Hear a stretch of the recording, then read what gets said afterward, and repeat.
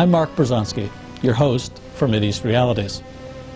The Middle East peace process has become a ubiquitous term. It is also a widely manipulated and grossly misunderstood term. More often than not, it is in fact a term used to mask and distort the realities of the actual situation in this vital region of the world. In December of '95, Professor Noam Chomsky spoke at a forum organized by the Society of Arab Students at Harvard University. Chomsky is one of the world's most praised political analysts and linguists, at times compared to Plato and Aristotle for his erudition. Even the New York Times has acknowledged that he is arguably the most important intellectual alive. Chomsky's comprehensive and historical review of the recent years of the peace process is of utmost importance to understanding what has really been taking place in the contemporary Middle East. His profound analysis helps explain why so many independent experts view the situation so differently than what is constantly reported in the American media. Furthermore, Chomsky's refreshing candidness helps to undo the distortions and deceptions brought about by powerful interest groups, especially the Israeli Jewish lobby. With so many politicians and so much of the media succumbing to the pressures and largesse of this lobby, Chomsky's insights become all the more consequential. Because of the importance of Chomsky's analysis, and because it's not available elsewhere, we present in this four-part Mideast Realities series the entire Chomsky lecture. Well, the title, as you heard, has to do with the peace process in the Middle East. Peace process is in quotes, as befits a technical term. I'll start by, in fact, spend most of my time talking about the latest stage in the so-called peace process, what's called Oslo II, the agreement that was signed on September 28th at the White House. And I want to talk about two aspects of it. One, just what the bare facts are, so at least we know what we're talking about. And two, the way it's been portrayed. This part isn't really about my ideas about the story. I'll try to keep as close to simple fact as I can without, you can censor if I go beyond. After that, I'll make a couple of remarks about the background. And again, I want to talk about those two aspects, what the bare facts are and the way it's portrayed, which is also the comparison between the two is of some significance, I think. And then a few remarks, as time allows, on some prospects and more general significance of all of this. Well, since this is a classroom, I might as well use it. The bare facts are these. The Oslo II does not deal with the Gaza Strip. That remains as in Oslo I, which was, Israel took about 30% of it, and I'll talk about the status of it later, and that remains the same. So this has to do with the West Bank. The areas conquered in 1967. The West Bank areas conquered in 1967. These are divided into four zones. Zone A is the zone of Palestinian administration. There's to be a Palestinian council elected which will run Zone A. Zone B is what's called the zone of autonomy. Autonomy means local control, local administration by Palestinian authorities under overall Israeli security control. Zone C is the part that's totally controlled by Israel. And then there's a fourth zone, which these are official names. This is an unofficial name, that's mine. Zone D, which is Greater Jerusalem.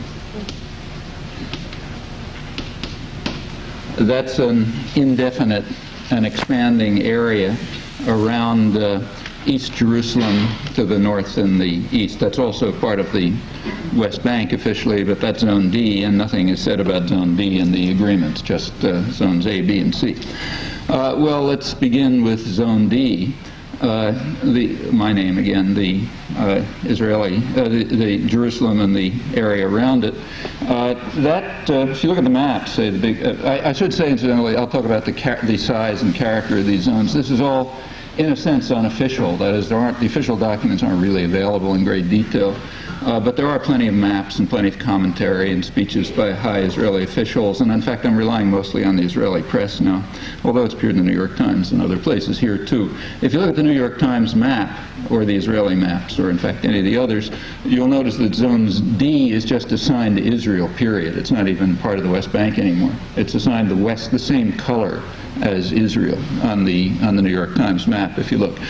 The reason is that Israel simply announced that while back that Greater Jerusalem, I'll talk about its scope in a moment, will remain the eternal and undivided capital of Israel, and there's no comment on that. You may recall a while back Arafat made some comments about how the Palestinians were going to continue their struggle for Jerusalem as in accord with the official wording of the Oslo agreements.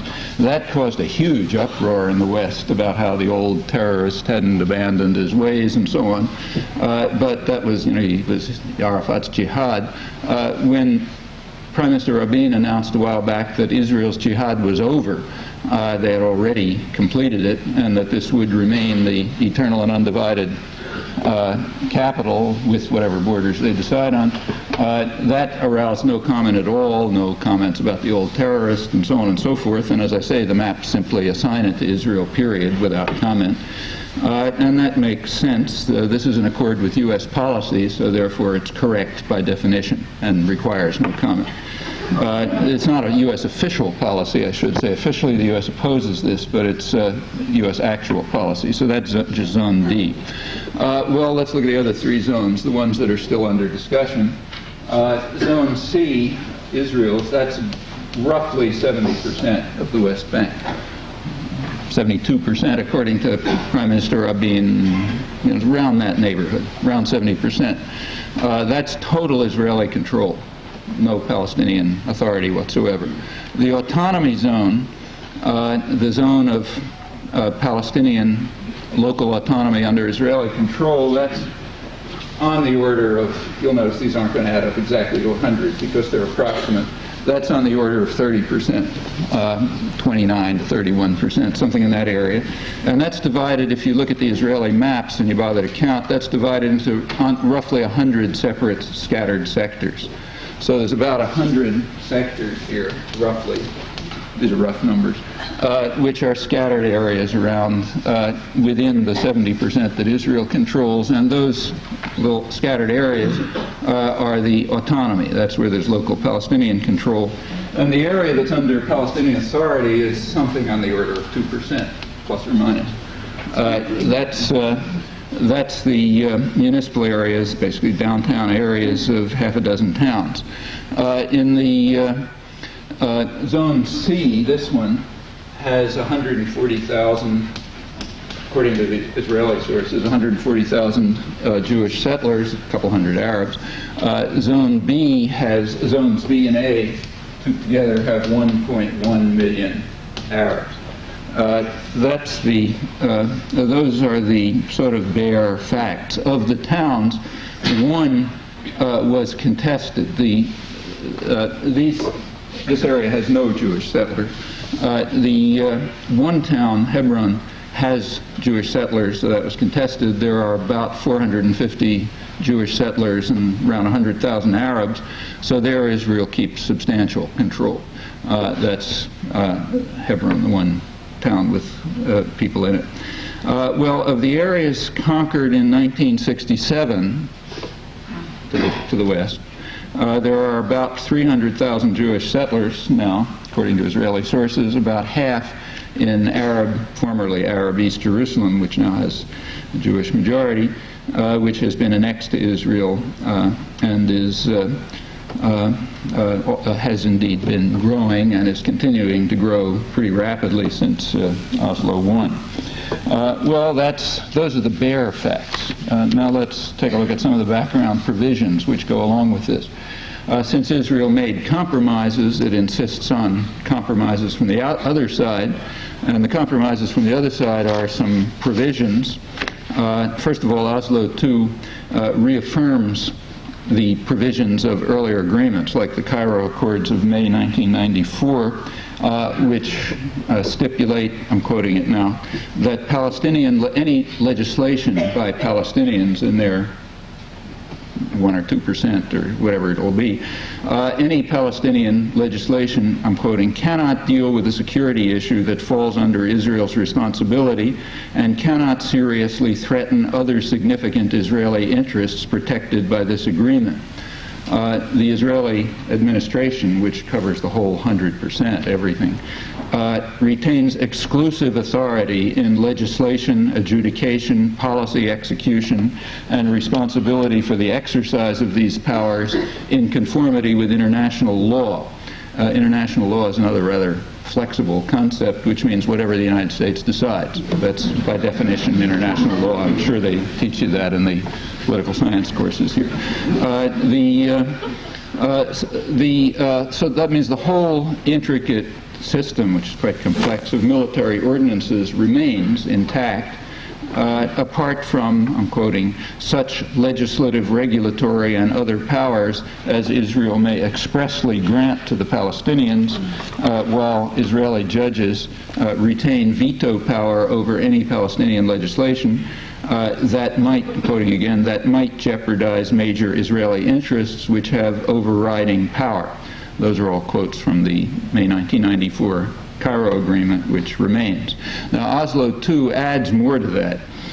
It adds to it that any future Palestinian authority, that's referring to the Palestinian Council that's to be elected, there's much fanfare now about elections in the zone of Palestinian administration, and there is to be a Palestinian Council, and any such council must recognize, quoting, the legal rights of Israelis related to government and absentee land located in areas under the territorial jurisdiction of the Council. So that's referring to these areas, the scattered 100 scattered sections here and the 1 or 2% there. In that area, they've got to recognize, and of course the rest we don't talk about, they have to recognize the legal rights of Israelis related to government and absentee land, which means in effect that any Palestinian authority is going to have to accept the legality, has accepted, the legality of existing Jewish settlements in the occupied territories, already existing ones, and any future ones that Israel may choose to construct, including the ones now being initiated.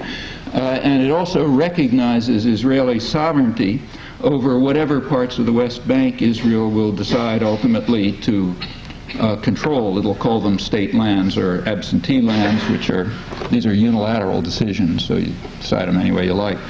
Now, how much is that? Well, we don't really know in detail, but there is the main kind of careful scholarly sources, the report on Israeli settlements of the Foundation of Middle East Peace in Washington, very reputable journalists, and they've assessed it as being probably about 90% of Area B that falls under this. That's where these conditions apply. That's only an estimate because the ruling authorities don't release specific data since they want to keep it flexible. Well, those provisions are kind of important, incidentally so important that they're not reported here at all, as far as I know. At least I can't find them. There have been a whole series of UN resolutions on the occupied territories for years, starting immediately after the occupation in November 1967, UN 242, the fundamental document crafted by the United States, incidentally. All such resolutions are rescinded. That's what this legislation means. All pronouncements of governments are rescinded, including the U.S. government. There have been a series of such Security Council and other resolutions, unanimous statements by governments, including the United States, which rejected flatly the annexation of Jerusalem, declared the settlements illegal, called upon Israel to observe the Geneva Conventions, rejected the right of acquisition of territory by force, called on Israel to withdraw, and so on, all rescinded by the agreements of Oslo II. Crucially, UN 242, which those of you who follow this know is the sort of basic diplomatic framework for discussion, UN 242 is completely dead and buried. along with everything else in the whole diplomatic history, the whole diplomatic process, which has been going on since then, and which since 1971 the United States has flatly opposed and totally opposed and utterly prevented from proceeding. That's what's called the peace process. 25 years of refusal to allow any diplomatic process to proceed. I'll come back to that. But anyway, it's all over because it's all rescinded by the specific provisos of Oslo II. One can see the importance of not reporting it. In brief, what it comes down to is that the United States does what it wants, and its client where they want and how they want. In fact, total capitulation to the most extreme U.S. demands from 1971, which have been held in virtual isolation. And that's a matter of much significance. If you want a sort of an analogy to get a sense of what happened, it's kind of as if the state of New York, let's say, decided to withdraw its police forces from the slums in South Bronx and Buffalo and let them sort of run their own affairs, while keeping all of the urban areas where it's worthwhile living, the commercial and financial centers, the industrial areas, the suburban regions, the entire resources, and so on and so forth. Meanwhile, allowing turning the areas put aside, let's say South Bronx, over to mercenary forces run by the New York police, or state police, but from the outside. And so that's the standard pattern of colonial control. It's the pattern of the U.S., say the British in India. About 90% of India was controlled by Indian soldiers under the British Empire. The whites of South Africa and Rhodesia used mostly black forces. In fact, they're the ones who carried out the worst atrocities. The United States and Central America, we don't call that colonies, but that's just cosmetic.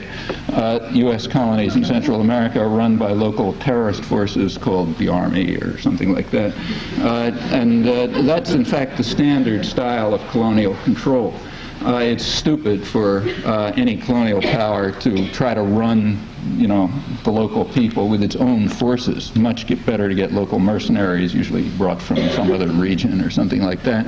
And Israel's finally recognizing that the only thing that makes any sense is to revert to the classic colonial pattern, the South African, Indian, British and India type pattern, in the areas that it's handing over to some degree of Palestinian authority. Again, this 2% roughly, and these roughly 100 scattered sectors in there.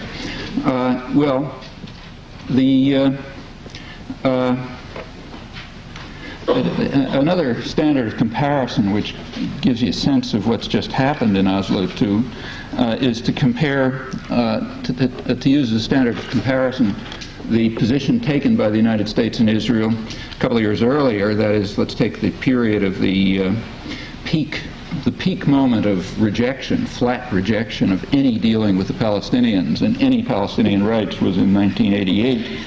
At that time, the U.S. and Israel insisted that, of course they were opposed to any Palestinian state as they are now, but they insisted that Israel keep 40% of the occupied territories, 40% of Gaza and the West Bank. That was explained by Defense Minister Yitzhak Rabin of the Labor government. Said Israel's going to keep permanently about 40% of the territories. They want the rest. It's a waste of time. In 1995, we've just seen what the press calls a historic compromise, painful peace, great sacrifice. Namely, they take twice as much, along with resolutions, with agreements, side provisos, which rescind the whole record, with all resolutions bearing on illegality, Geneva Conventions, and everything else. That's the historic compromise. Well, there has indeed been another change, and that has to be mentioned. Israel has recognized the PLO as the representative of the Palestinian people, of course not in any official declaration, but in a side letter that was submitted alongside of Oslo I. And that change has called forth a huge amount of commentary here. great acclaim for, especially for Yitzhak Rabin and his ability, as they put it, to overcome his revulsion for his old enemy. I mean, it was hard, but he finally agreed. Those who herald this fantastic transformation prefer not to pay attention to what's being said by the objects of their admiration. For example, Shimon Peres, who's now Prime Minister and the person who was doing most of the dealing with the Palestinians and is considered the dove, the sort of extreme dove in the cabinet. He said right after Oslo I that yes, we are recognizing the PLO, but there has been, he said on Israeli television, but there has been a change in them, not us. We are not negotiating with the PLO, but only with a shadow of its former self, namely a shadow that is willing to abandon all of its demands. And those demands had been, certainly since about the mid-70s, explicitly in 1988, the demands had been for negotiations leading to mutual recognition in a two-state settlement along the lines of the international consensus held by essentially everyone outside the United States. They've abandoned that, so now we're willing to negotiate with them. Incidentally, it was that position that branded the PLO a terrorist organization unfit to enter negotiations, according to U.S. Doctrine and commentary, which is virtually unanimous. Well, there have been another change since Oslo. Oslo I was September '93, just to get the date straight. That was the first of the two consummation of the first stage of the peace process. There's been another change since then, namely the ratio of killings of Palestinians and Israelis has changed. It used to be virtually all, mostly Palestinians killed. Since Oslo I, that's from September '93 up till mid-'95, I don't have subsequent figures. From September '93 up till mid-'95, there were 255 Palestinians killed and 137 Israelis killed. So that is a substantial change. The term for that is an upsurge in Palestinian terror, which is not false, but plainly not quite the whole story. So that's changed. Meanwhile, from October '94 to January '95, so many time figures are available, 2,400 Palestinians were arrested for alleged Islamic tendencies. Meanwhile, Israeli terrorist actions in South Lebanon, in fact all of Lebanon, as much as they want, go on freely, and they're perfectly well known. When Shimon Peres took over as foreign minister, right after the assassination of Yitzhak Rabin, there was a front page headline that said, Peres sets tone of post-Rabin era. And if you bothered reading the article, you noticed that in it, it mentioned that Israeli planes were bombing south of Beirut, well north of what they call their security zone. The security zone is a zone that Israel holds in South Lebanon, from which it was ordered to withdraw immediately and unconditionally by a unanimous Security Council resolution in March 1978. But since the U.S. didn't mean it, and the U.S. runs these things, they're still holding their security zone, and with the aid of a terrorist mercenary army, but they also accept the right to bomb anywhere else. And that was announced once again, the date of on the day that Shimon Peres took over in late November. The adjacent column that day was about what the column called, what the U.S. government called a desperate act, a horrible act, the world at work of cowards, namely the bombing of a U.S. military training center in Riyadh, Saudi Arabia, which also is not false, but again, not quite the whole story. In the Israeli terrorism in Lebanon, in the first half of 1995, killed about 100 people, mostly civilians. For example, 2 children killed in July, north of the security zone by anti-personnel weapons, more since, and so you don't have to know anything about them. But anyhow, that keeps happening and is still happening. 2 days ago, Israeli tanks apparently seriously wounded 3 Norwegian UN soldiers in the security zone with anti-personnel weapons. That did get a couple of lines, but we don't know anything more about it. These are peacekeeping forces. These are UN peacekeeping forces, but they're from Norway. They're not U.S. soldiers. U.S. soldiers don't go to take part in peacekeeping operations, which is a wise thing, because the shot at and wounded, or others who face threats. That's only other countries. In our case, the White House announced we're going to have robust rules of engagement. National Security Council, not like these wishy-washy Europeans. It's going to be like the National Security Advisor announced that if anyone fools around with our forces, we're going to